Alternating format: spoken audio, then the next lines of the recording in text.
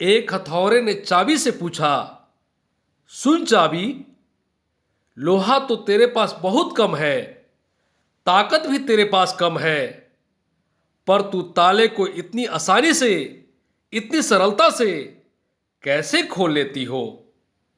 और मुझे देखो, मेरे पास लोहा भी तुमसे कई गुना ज्यादा है और ताकत भी, फिर भी मुझे ताले को खोलने में बहुत ताकत लगानी पड़ती है।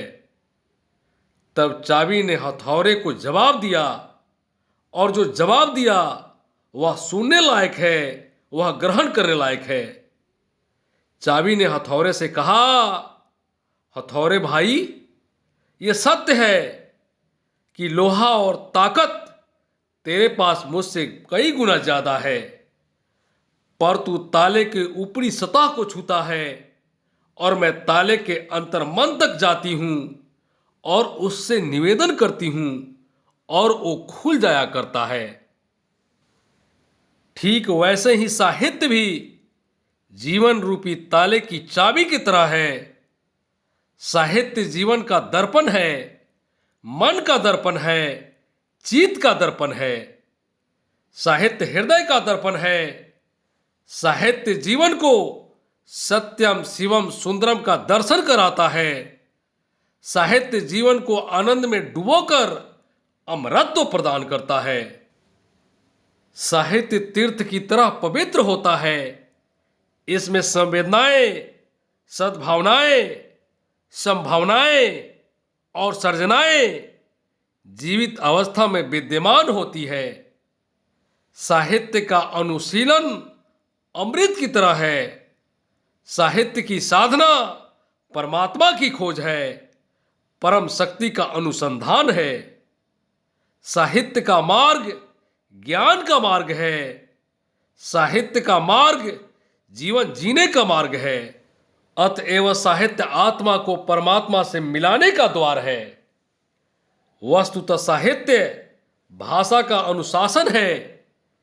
भाषा को यदि शरीर माना जाए तो साहित्य उसका धर्म है। साहित्य ही भाषा को पवित्र बनाता है, उसका उद्धार करता है। भाषा एक मार्ग है और साहित्य उसकी दिशा। अतएव भाषा का मर्म है साहित्य। इसीलिए साहित्य की विधाओं को पुष्ट एवं संपन्न करने का प्रयास निरंतर करते रहना चाहिए। रचनात्मक साहित्य से ही समाज, देश और मानवता का निर्माण होता है।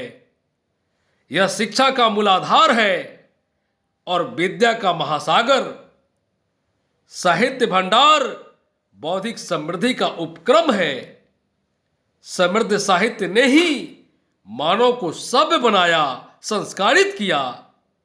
वेद, पुराण, शास्त्र और धार्मिक ग्रंथ भी साहित्य की धारा के पावन तीर्थ हैं।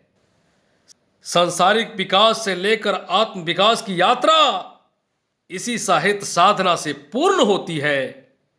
यह संपूर्ण मानवता के उत्सर्ग का ध्वजवाहक है, जीवन का संबल है, संचार है और वरदान है। इसीलिए साहित्य का सृजन मनुष्य के जीवन का आधार है। अतएव साहित्यकार को देवदूत कहना कोई अतिशयोक्ति न होगा।